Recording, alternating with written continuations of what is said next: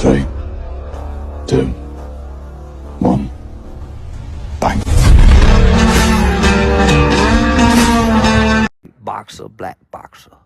White quarterback, black quarterback.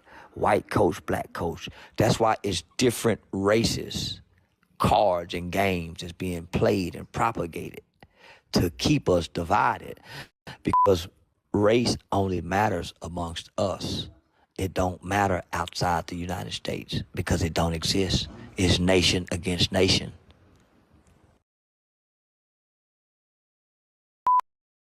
Mr. White. So really, can you hear me? I can hear you perfect. Already, man. What's up with it, fam? What's going on, man? First and foremost, I just want to let you know we are honored to have you on this interview today. Man, I started watching you about 2 years ago.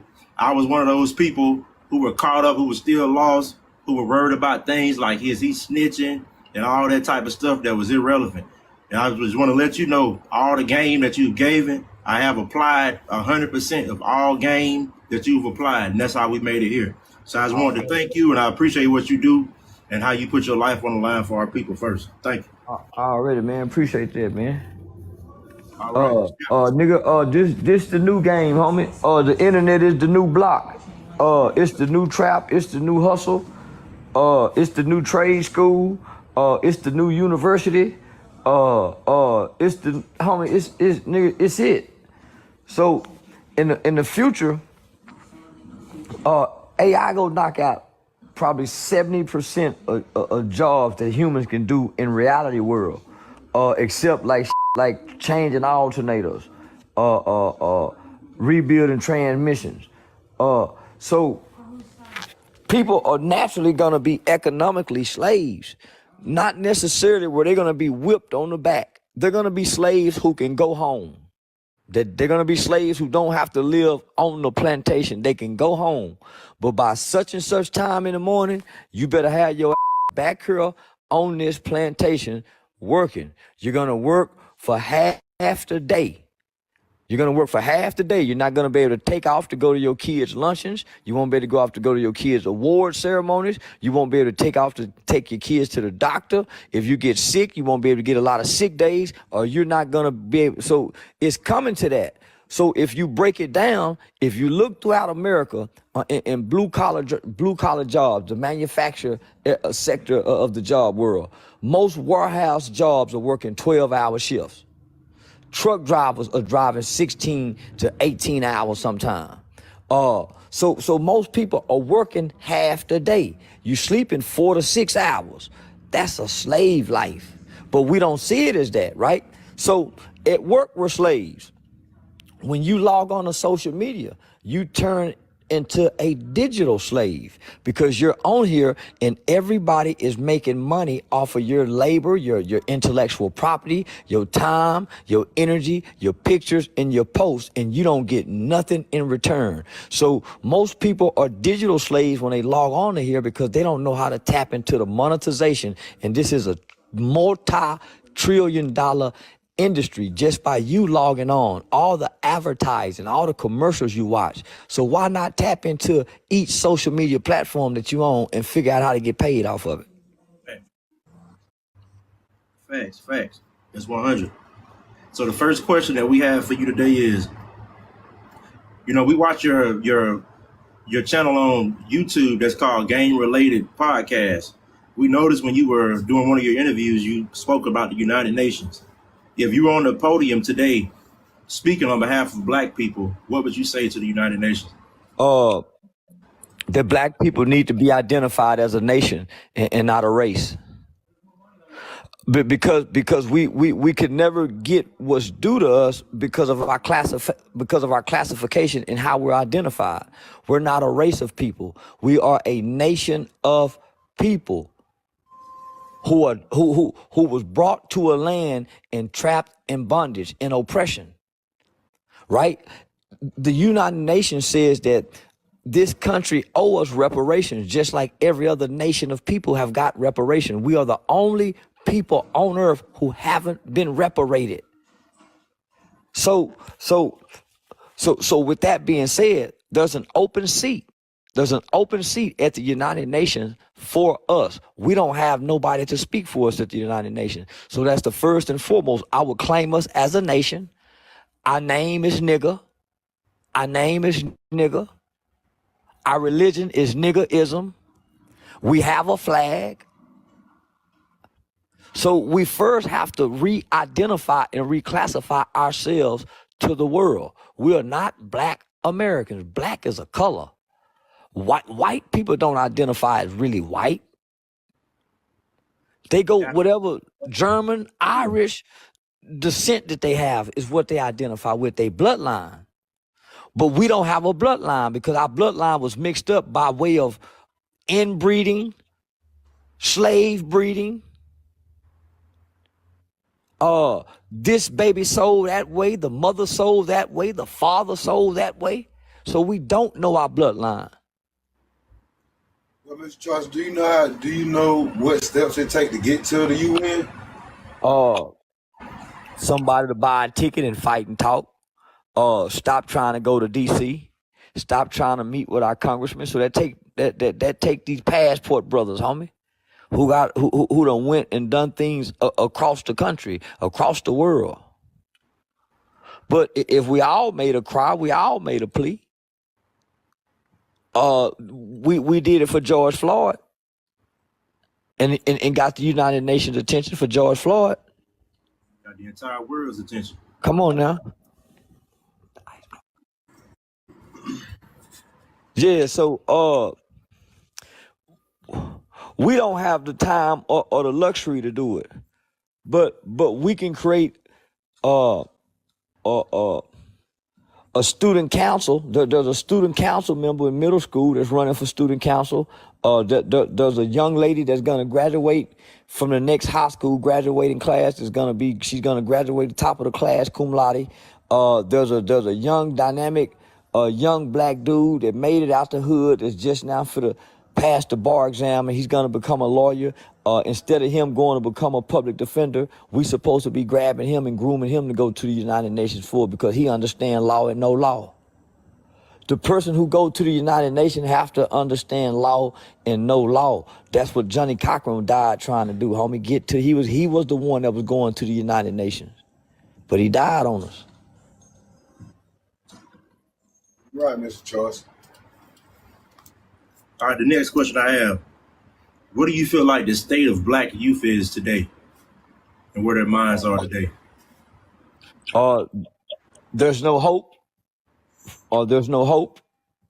The state where they at is they're at destruction.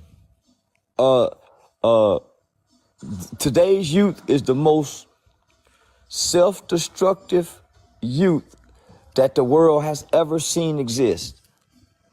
The mind state is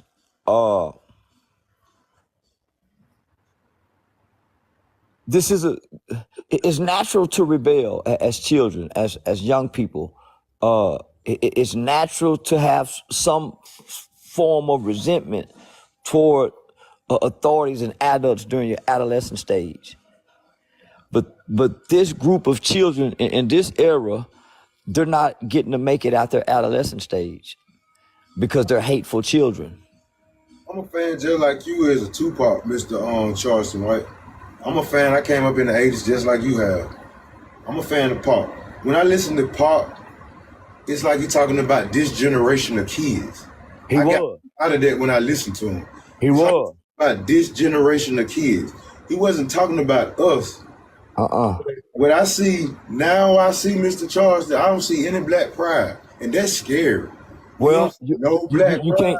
You can't have black pride if you ain't got black love. You can't have black love if you don't have self-love. You can't have self-love if you ain't get mother love, father love, grandma. You got to get some love, some form of affection. But in our race, I'm looking at our race, and I go state to state just like you, and I see our race is the state they in, the kids, the state of mind these kids are in, man. I don't think we'll make it to 2050. Well, my generation and your generation, There's something Uh, wrong with this generation of humans because they're scared. It's like the Willie Lynch syndrome is sitting in them. It's like they're scared of the youth. And uh, I'm one of the ones who ain't scared of the youth. Me and you almost the same person, but in different uh, bodies. We got different situations. that's because we don't live in the home with them. The people in the home scared of them. That's why everybody else scared of them. And I witnessed that, and I see as I go, Mr. Charleston, I'm like, I'm looking at the homes and I'm looking at the parenting. I'm like, ain't no discipline in these homes. And then when I come out in society, being that I'm an 80s baby, you know what I'm saying? I came up under love and all that, and giving back and giving that and respect, yes sir, no sir. When you see an adult talking, you don't talk back to an adult. You let the adult handle the situation. What I'm seeing self-description like you see, and I listen to these Tupac songs as regular. I'm seeing the self-description. I don't see no growth in it. And the parents ain't trying to see it. It's like everybody's caught up in this social media life. And it's just our people. Because I go around to different states. It's the Mexicans working, their kids working. I have all my friends are from international from overseas and all that. All of them are working people, working families. I got Mexican friends, Jamaican friends, Haitian friends, and all their families together. And I only see this happening to the Black Americans. That's the only people I see this happening to. So what I'm saying is, I see it's like that M Ultra, it's like it just pinned it on us. I ain't trying to say it's a race thing, but what I'm saying is it's something wrong with us as a whole people. Something's going on. And this music is not affecting these other kids. I'm going to these households where these other kids and other races are. Their kids are not acting like our kids. I think this problem came from when we was young. I heard kids used to say this, man, when I grow up, I'm not gonna raise my kids like that. But then I used to go to church and they used to always say, spare the rod, spare the kid. And now I get it. And we're in a predicament right now where the kids have no God. Nobody's teaching about God. No one wants to go to church. Everything's corrupt. Brother, did you come to preach or you gonna let me talk too? Oh, I'm sorry, sir. Fam, you left out the crack era because no other race was giving crack like us. You left out the civil rights generation when they came in and put the welfare down. They didn't do that to nobody else. You left out the fact, nigga, that we come from slavery, so we always play behind the 8 ball with everything against us when we step out the house, whether that's going from public schools to daycare. Homie, that's intentionally done against us. That's why it's only us. No other race get to talk about killing their people but us, homie. So some of these things are intentionally done to us to keep us like this. We didn't know nothing about crack, homie. Our government brought crack to our doorsteps and gave them to our mothers. Think about that, my nigga. But we didn't know that till now. Till Freeway Ricky Ross came out and they giving us Snowfall. They did that to us, my nigga. That changed the trajectory of who black people were, the crack element. Because that took our grandmothers from us. Our grandmothers started sleeping with our friends. Our mothers, all kind of stuff started happening after that to black people that had never happened before. And then after that, guess what? The kids who was born to those mothers, they came along with a new form of biological chemical warfare called ADHD, putting the kids on the psychotropic drugs while their mothers was on drugs. They did that to us, homie, if we go be real. So these are the crack babies. These are the kids that they gave Xanax to, Prozac to, Adderall to when they was talking ADHD, when they should have been talking school suspension and ass whoopings, when they took mama and them hands off our ass, my nigga. We ain't just went bad. We was done bad. We ain't just went bad, my nigga. We are not aggressive, violent people. Our brains and our nature are not even wired like that. That's why in the movie Django, they showed you the difference between a white man's skull and a black man's skull. Nigga, we not violent. We took on their nature. This is their nature. We mimicking something that we're not. We're going against our nature, homie. They are programming us. That's why it's a such thing as radio programming, television programming, and news programming. We are being programmed, my nigga. We're not being raised. They won't allow our single mothers to raise us because she got to work. They won't allow the daddy to come back in the home because it's too beneficial for baby mama to keep him out. Those are barriers and that's placed in the way because of our race. Only because of our race. So, since we know this in this information age, we got to stop looking at us and start looking at the babies and come with a strategic plan to go indoctrinate third graders, just like the gay community target kids, just like the prison system target kids. We got to start marketing and intentionally targeting third grade children, not teenagers, third graders, first graders, second graders, and indoctrinate them into what we want them to believe, just like the school system do. You fight fire with fire. Yes, sir.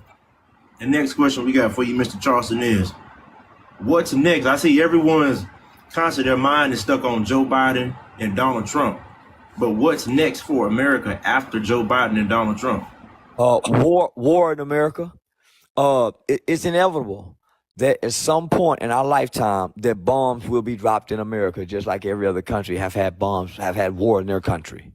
Just like what we're seeing in Ukraine and Russia, it will be here. But the only difference is the people to do us like that is already here and planted. They was here. They've been here since the 80s.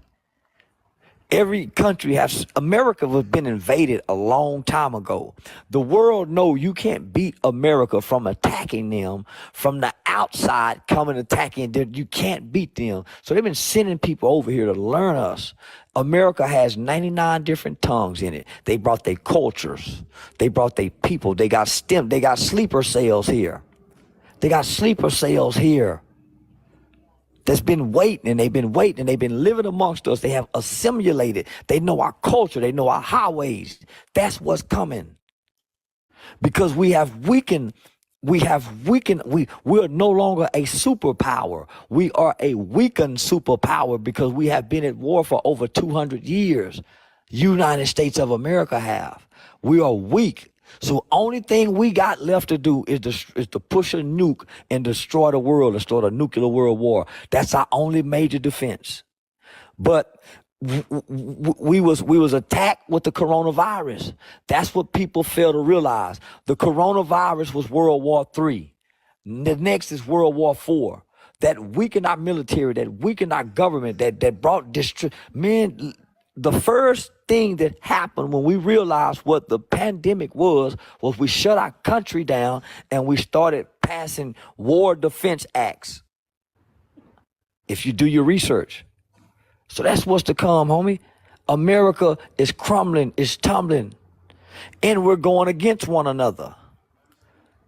That's where we losing it, because America is no longer united. Democrat hate Republican. Republican hate Democrat. Gay hate straight. Straight hate gay. It's too much hate in America for America to win any more wars. Great answer. Our next question is, why do you think there are more black female artists being pushed right now than black male artists? Because gangsterism is have expired. Is gayism and hoism. So there's a new spirit along in the pop and entertainment culture. There's a Jezebel spirit. Nigga ho sell now. Gangster don't really sell no more. Gay gangster that's gayism. Gay gangster that's gayism. Young Thug introduced the gay gangsterism. Nigga wear a dress, wear this, shoot you, kill you, do what you want. He introduced that by 8 to 10 years ago. So now it's sprouted. It's a seed. The seed done grew. So who more? That's a hell of a combination, homie. So that's why you see Saucy Santana running with the city girls, talking gangster as a gay dude to a straight man, and other straight men in the industry going to go get bisexual men to get a fight together. You see this shit that's going on? Yeah. Gangsterism and gayism, homie, is now in bed with hoism. So what that breeds, homie, nothing but lust among kids. Orgy, Sodom and Gomorrah. Yeah, no, nigga, that real freaky shit that make God return. That real freaky shit that make God return, homie. So that's what we seeing. The end. Yeah. We seeing the end of mankind, nigga. That's what we seeing. Shit. Come see. All right, my next question. It's been 27 years since Tupac died. Why do you think they're coming after Keefy D now, 27 years later? Oh.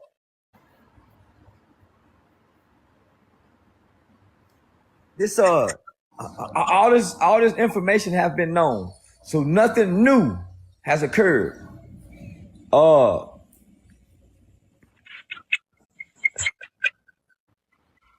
I think they playing on us. I think they playing on us, homie. This man been saying the same things, and they've been having this. The same detectives been doing documentaries, repeating the same things. So, I think it's bigger than what we're seeing, and I think they using this as a distraction for whatever reason. Yeah. I think we being distracted, homie, with the Tupac. And I'm saying, so what? His mama dead. So what? They feel, man, on me, it shouldn't mean nothing to us at this point. His mama gone.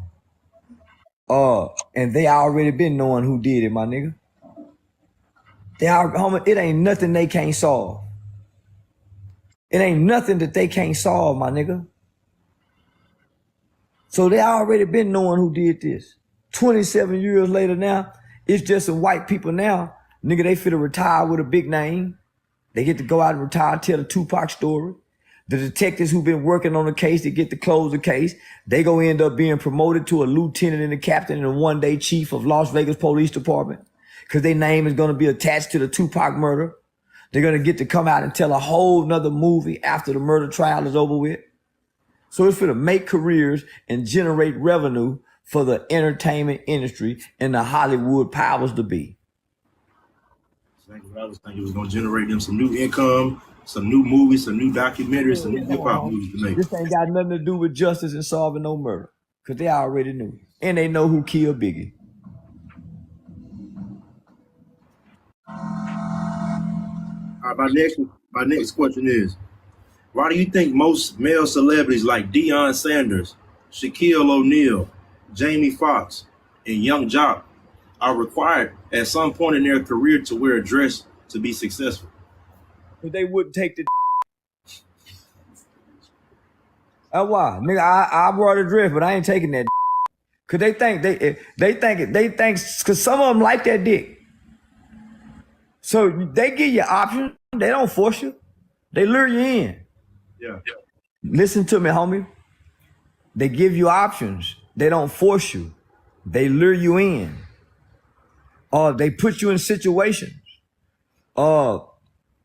They take you through media training, as they would say. And in the process of media training, your gay publicist or your female publicist is gonna have a gay hairstylist. And all of y'all are gonna be staying in the same multi-million-dollar house during media training. But they're gonna keep you and the gay dude close to each other where y'all can share bathrooms just in case you like gay dudes, and they can they're gonna put you in situations. So when you see these niggas in dresses and they seem like strong, straight men, they got women's, that's because they don't like they didn't want to take the this was their option. Because they don't force you, homie. They don't force you. That's why when you enter into their world, it's not by force. They don't force nobody into that world because you ain't gonna keep their secrets. If you're forced in, they give you options. Which door you want to go through? And them niggas pick their door. You gotta pick your dough. You gotta pick your door. When you want to go through, when you want to get to the light, When you want to get to the light, you got to pick a door to go through. So, my next question is, and this is a very important question I think needs to be addressed in the black community. Why are black men failing to lead their households? We don't know how. We don't know how to love, and we don't know how to lead. You have to be trained up on to do that, homie. The homie said it earlier. He said, "Spur the rod, spoil the child."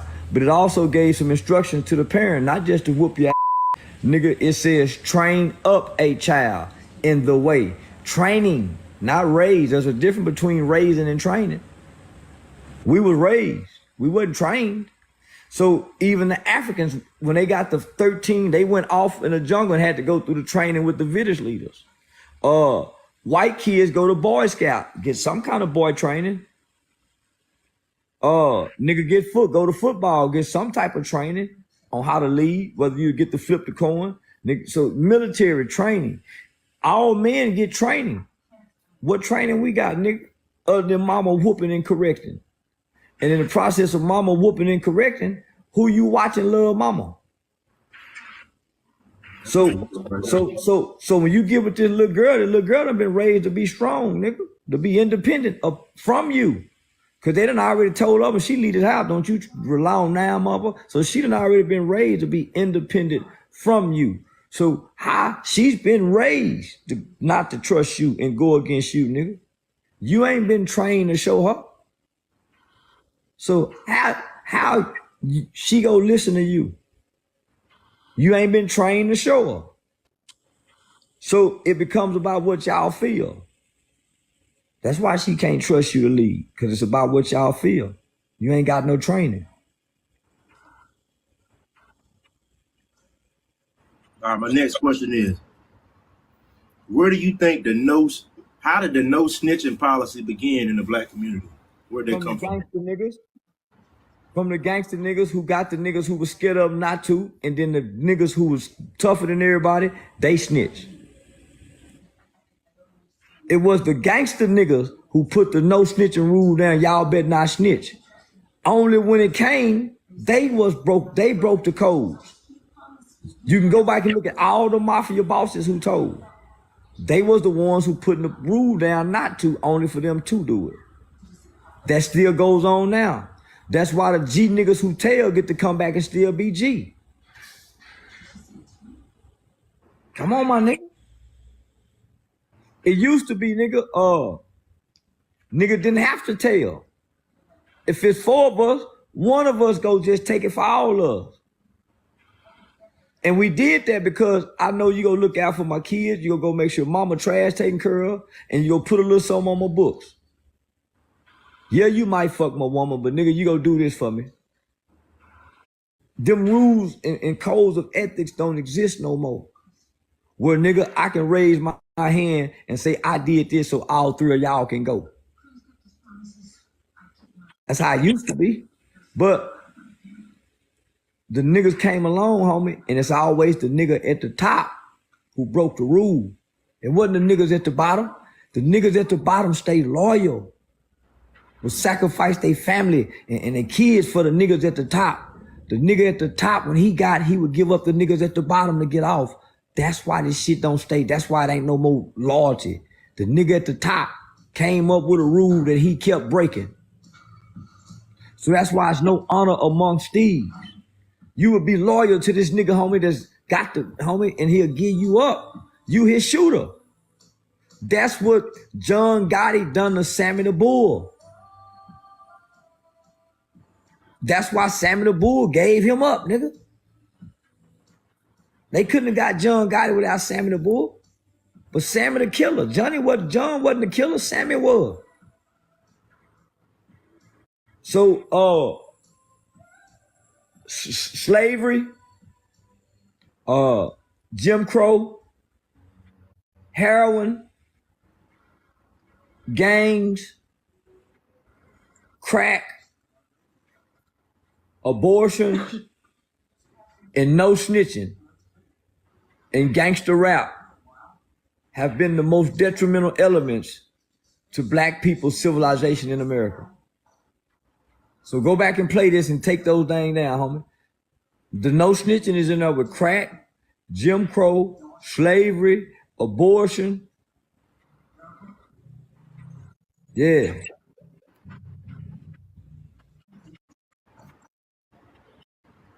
All right, my next question. What do you think happened to R&B music? I noticed the R&B music of today isn't about love anymore. Most R&B music is about breakups and heartbreak. What do you think happened to R&B music? Uh, uh, look, I don't hear any more love in the music. what love have left us, homie? Nigga, my niggas that kept out of here 80s, baby.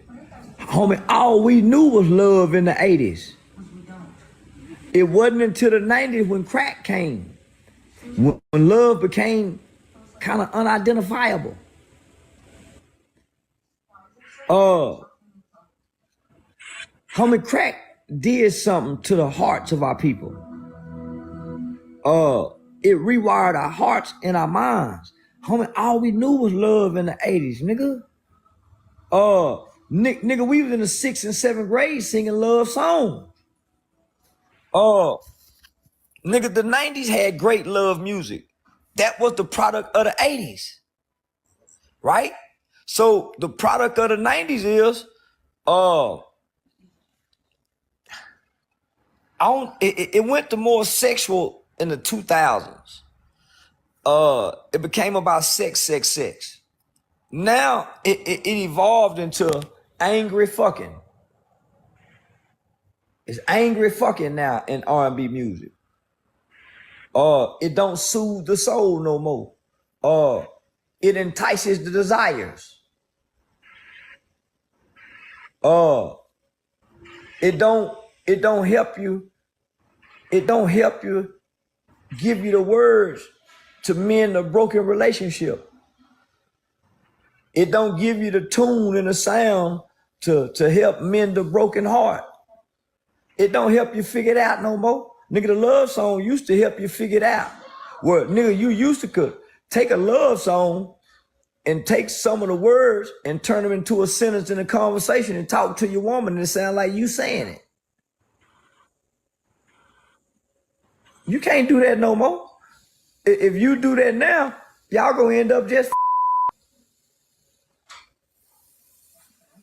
So if you look at the R&B, on top of what we see in rap, what we seeing with homosexuality being propagated and promoted to children, and not being discreet about it, it's more like a lust spirit that America is being bred to have, where everybody just gonna be having in the future, just like Sodom and Gomorrah.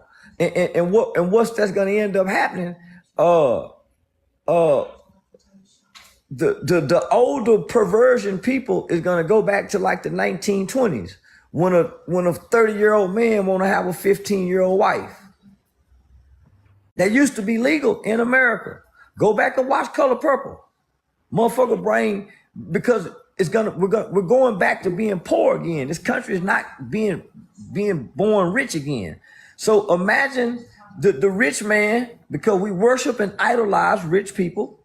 Imagine a rich man showing up in the ghetto. He want the poor woman's 16-year-old daughter. He give her $100,000. R. Kelly did it. Good for you. Come on now. But imagine when the conditions get worsened, because America is going to the rich and poor status. It won't be no more in between. Nigga, either rich or you're poor in 20, 30 years. It won't be no in between. And so that's why you starting to see they'll take Dwayne Wade's son, rather than promoting him when he was his son, where he could be a prideful young man. They helping him be a prideful young woman. They promoting him as the girl. But when he was a little boy, they wouldn't tell us nothing about him. When he was trying to be a boy, what if they would have promoted him with what he was trying when he was trying to be a boy? When he thought he was a boy, imagine what kind of boy he could have been. had they gave him the light then. They made it popular for him to be a girl. Come on now. Do you think all sports are rigged? Yeah. Because the gambling that goes behind sports and in the underground world supersedes what the players make. Vegas got their hand in everything, my nigga. We saw that with that fight, and I didn't even watch the fight, but just the aftermath of that fight. Homie, yeah, made you go watch the fight and see. So, I gambled for a while with the parlays. And I also took a quantitative statistics class to figure out how stats are created. Homie, they cold when they tell you it's a 3-point spread. It's a 1-point spread. And that game end up coming down to that. How can they figure that out? I just watched the game last night.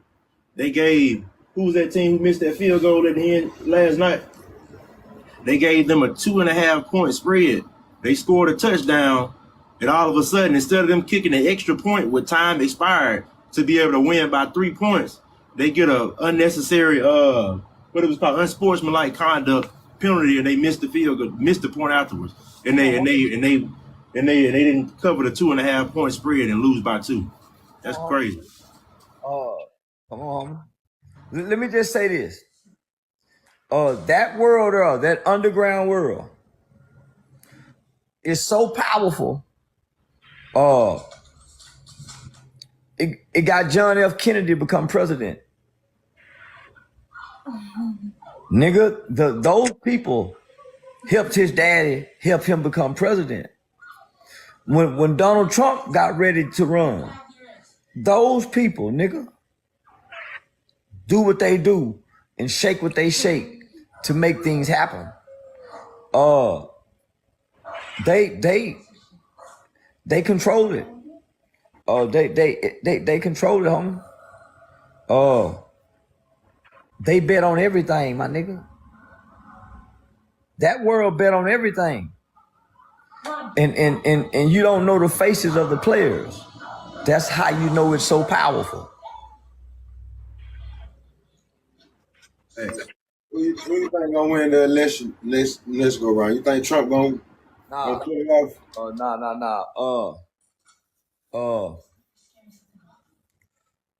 I would like for Condoleezza Rice to run.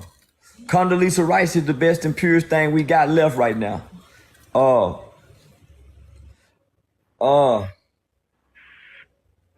I think they gonna give us Biden again. Because Biden is a puppet. Biden is a puppet for the Ukrainians. They've been doing business over there for a long time, homie. Biden is a puppet for the Chinese, and they one of our enemies. He a puppet to them, homie. Biden is one of the oldest living government officials. Outside that other woman just died in the 90-something. He's one of the oldest living. He's been in there a long time, homie. He owe a lot of people some favors. He been in there too long. It was never designed for them to be in there that long. If you study it's social studies, it was never designed for them to be in there that long, because once you're in there that long, you become absolutely corruptible. Absolute power, absolute corrupts. So that's why George Washington and those powers to be said that we're only going to do 2 terms. Because if you're in power for so long, homie, you corrupt. And he's corrupt.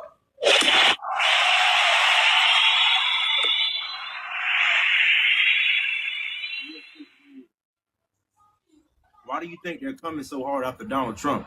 I see they've never came this hard for an American president before to try to arrest him. Why do you think they're coming so hard after Donald Trump? More government officials was identified. arrested and charged for child trafficking under his presidency. He's a businessman. He's the first businessman to sit at the president White House and run America like a corporation as it should have been, instead of trying to run it as a country. When you run it as a country, you see what's happening. America became a corporation in the 60s, I believe. Probably earlier than that. But this is a corporation. That's why you never hear them speak about the American citizen. You don't even hear that term anymore. The American citizen. You don't hear people say citizens' rights. Because once we became a corporation, this is not about racism. This is not about socialism. This is not about classism. This is driven by capitalism. This is a capitalist country now. So your rights don't mean too much, but you do have some rights. And what are those rights? Your consumer rights. You are no longer a American citizen. You are a American consumer once they pass the Consumer Reporting Crediting Act. That's why you hear the media refer to us as the American consumer. Well, we're identified as consumers now, homie, because this is a capitalist country. Capitalism. We stuck on socialism and racism. Socialism is a motherfucker getting your food stamp, welfare, stimulus checks. Racism is the that we can't see that we think we can see. But nigga, if you tap into capitalism, you can beat racism. So they tricking us with the racism. That's why the black man can't create economics. If we tap into capitalism, we go start creating economics. Nigga go back to trying to sell a little dope. Nigga go start trying to hook up radios again, cut grass. But we squabbling by racism, homie. So we missing capitalism.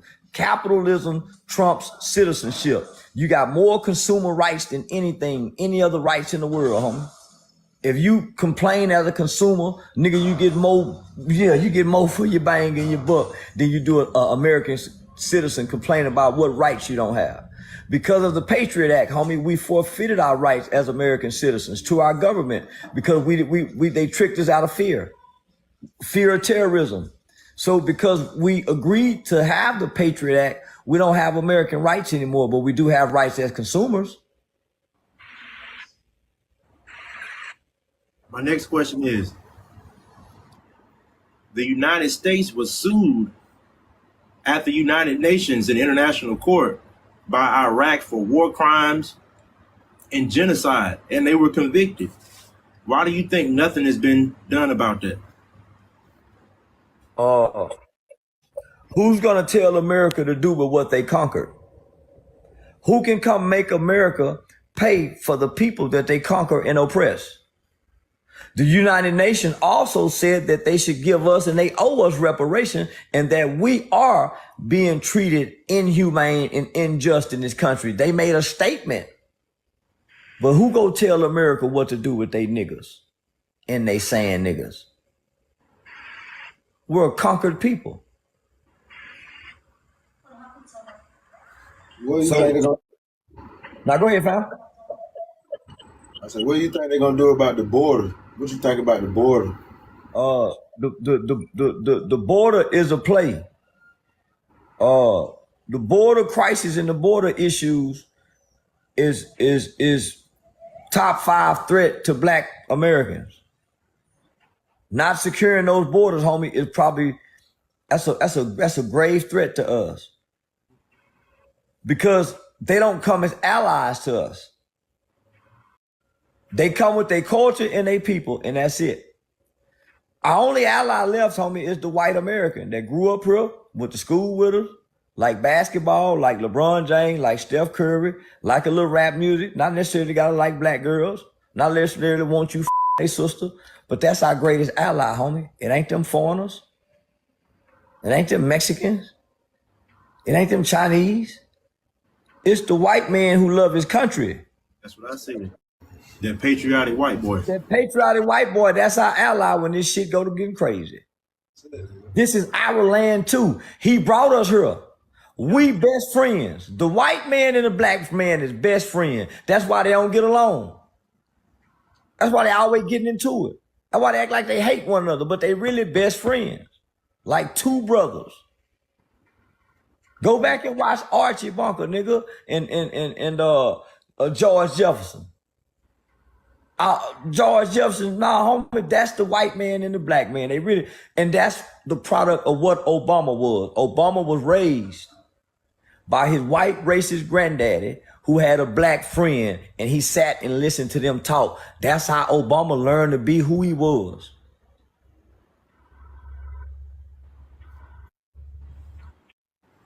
My next question is, what I've noticed in a lot of black families, once the grandmother passed away, once your older aunties and older aunt and uncles pass away, you rarely see black families get together anymore. I don't see any black family reunions.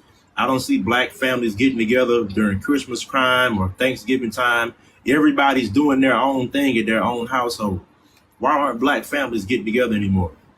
But they lose their griot. The Africans call that individual the griot. The griot. Naturally, the griot is a oral historian. So Africans were oral historians. To remember everything, homie, you got to have a great mind, even when you're old. And to be able to remember different recipes, different ways, remedies, different ways to do things. So to remember all this so you can teach this, right?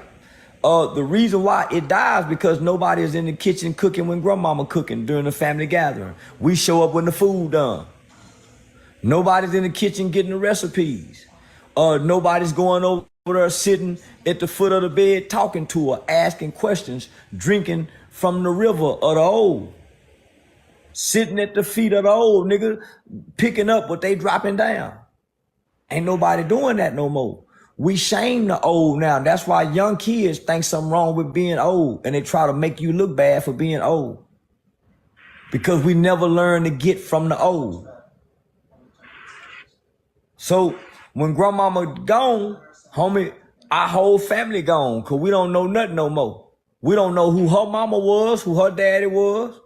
We don't know nothing about the family no more. So guess what? We lost in the wilderness when they gone. A family divided. So now we don't eat together no more. And now our children grow up in a world alone by themselves, and they once had a family, and they don't have no family no more because they lost connection by way of their parents. The grown-ups get selfish, homie, and realize that one day I'm gonna be gone, man, and these kids gonna need each other as family so they don't feel alone in this world, homie. But because we fucked up, we drag our kids over here in the corner. When we leave this earth, they by themselves. They don't know their cousins, they don't know nothing inside their family to connect. They just vulnerable out here. Same thing we was just saying. It's like we got family members who haven't even met their cousins. We got family members who are 10 and 11 years old who are cooped up in the house who haven't even gotten an opportunity to meet any of their family members. It's like families aren't how they used to be back in the day. You know how in white families, if you got a meth addict nephew, the family still supports them. They're gonna take him to rehab. But if it feels like if you have flaws in the black community, your family cuts you off. Why do you feel that? But they'll have these on and off relationship with their friends. They'll be more forgiving to their friends than they would their family. That comes from bitterness. That comes from bitterness, homie. That's the unhealed childhood trauma. When all the family is so quick to dislike and hate and not talk to one another. That's the bitterness in the family that's getting passed down to the kids, because the kids want to know their cousin over there. The kids want to play with their cousin, but they can't go play because mama and daddy don't like each other. So that's the curse that you put on the kids. The white man don't do that. The white man don't divide the family. So when we get grown, like right now, at some point, nigga, somebody in the family got to say, man, I'm gonna be the one to do this. We're gonna start having Sunday dinner, such and such, such and such. At least once a month, we're gonna have dinner over here. Somebody got to start making that sacrifice. Homie, I watched my mama put the family back together doing that. And right now today, nigga, every Sunday we got to be at mama house, nigga. Grandmama go be over there. And the ones that don't like each other don't speak to each other. But them kids go in their backyard and play, get on the trampoline and all that together. They don't know this is going on with the grown. They miss their cousin. These kids don't even get to meet their cousins because of beef that the cousins and the aunties and the mama that had from 10, 20, 30 years ago. What you got next, man? Yeah, I can't. Where this podcast go be at, my nigga? I like this podcast. Y'all got some straight up legitimate questions too, man. I like this. Yeah, for sure. For say we've been taking notes. I'm telling you, everything that you say, we're not some of those people who just listening. I'm applying everything. I have a Schedule C nonprofit. I started my channel. Everything, every step, all the game that you gave, I'm the one of those people. I'm game related. I applied everything. I'm on my TikTok channel is monetized. I got products. I'm selling on TikTok. Soaps, shea butters. You got a nonprofit organization? Yes, sir. It's called Young for Youth. Yes, sir. I have my own nonprofit organization. I'm reaching out to the young youth in any way possible that we can help. I'm trying to get them from ages from 5 to 15. Perfect number. Perfect number. Nigga, that's a perfect number. From 5 to 15. Another thing I wanted to ask you. I was listening to the radio a couple of weeks ago, and there was a study that came. I don't know if it was from the some National Child Society, but they had a study that said children who are introduced to a tablet or an iPad before the ages of 3 years old have learning deficiencies. How do you feel about that? But because it dumbs down the brain. It reduces your ability to critically think. So when you give a kid that shit, homie, the kid is soaking up. But because the phone does so much, the kid don't get to soak nothing. We had Legos to tap into that side of our brain. We had crossword puzzles to develop that part of our brain. They don't have that. They're just watching videos, cartoons, another kid. So nothing's developing and igniting the brain.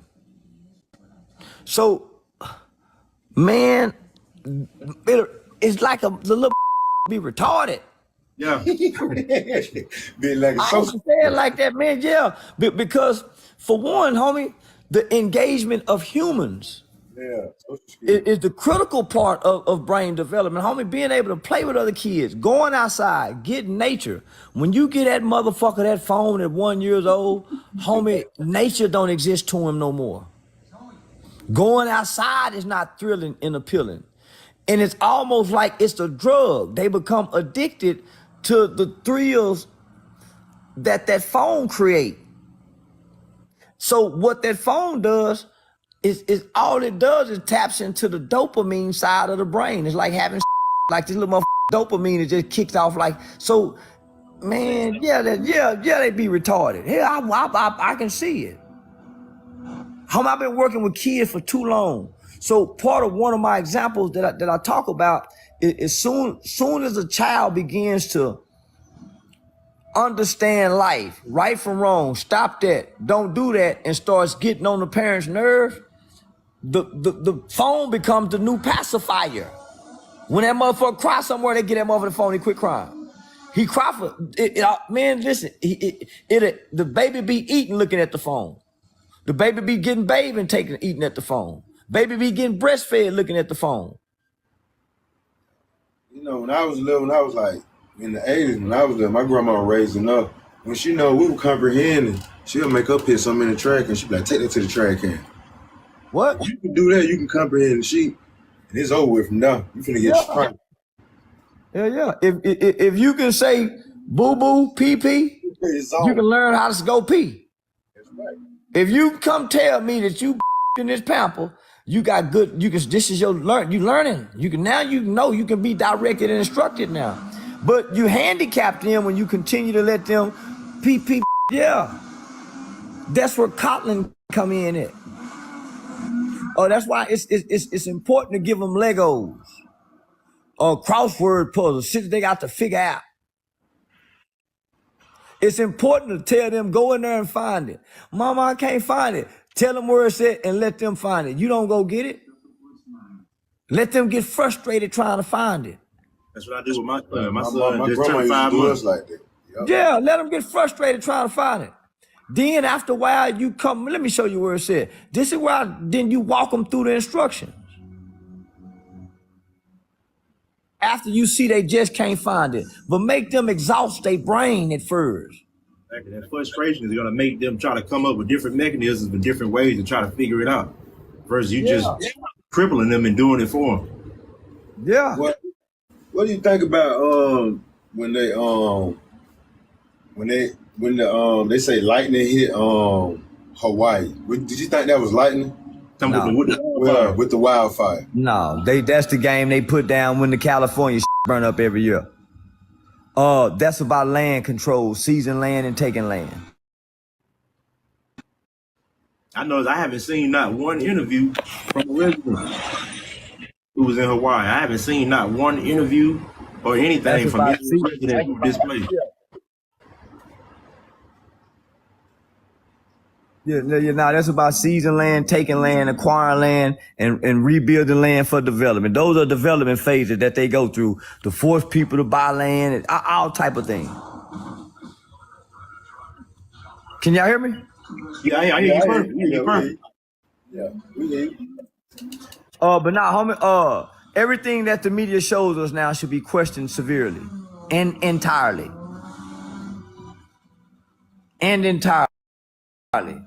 If they tell us it was a shooting, a main shooting, and they don't give us a lot of details, they don't give us no background, we don't hear from his family. Why do these men? No, man. Then the shooter in Maine, he didn't even get found. They said they found him dead. Come on, homie. There are sleeper cells in this country. There are sleeper cells in this country. People who have come into this country playing like they are Americans, look like they're Americans, talk like they're Americans, but they have been trained. They have been to become an American to hurt America.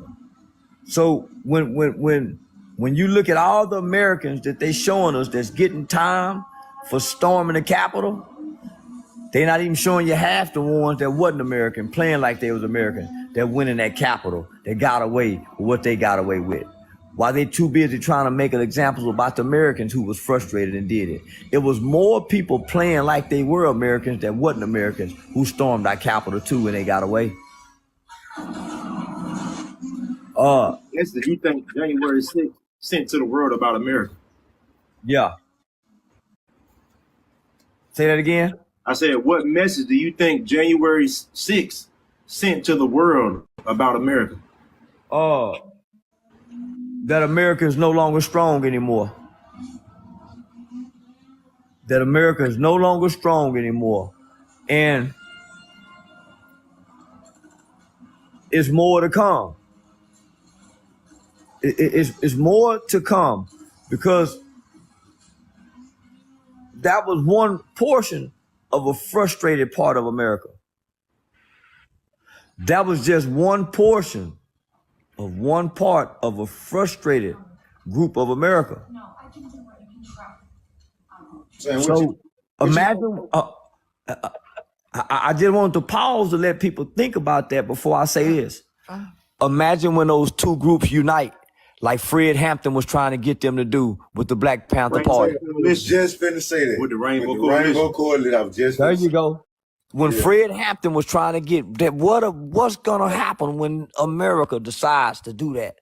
Those same two groups that seem to hate one another, that have totally separate ideologies but share the same frustrations and unite under one cause. That's why so many police shooters keep us divided. There you go. There you go. That's why it's different. That's why it's different matches. Listen to me carefully. That's why there are different matches in the entertainment world, nigga. White boxer, black boxer. White quarterback, black quarterback. White coach, black coach. That's why it's different races, cards and games that's being played and propagated to keep us divided, because race only matters amongst us. It don't matter outside the United States because it don't exist. It's nation against nation. Thanks. Facts. Big facts. Well, Mr. Charleston White, I don't know if we hit our 30 minutes yet, but I know we have touched on a lot. I really appreciate you, man, for coming out for this interview. This is 22,000 likes, my guy. We got 22,000 likes. I'm looking at, my guy. So yeah. I really appreciate that. These are a lot of things that needed to be addressed in our community among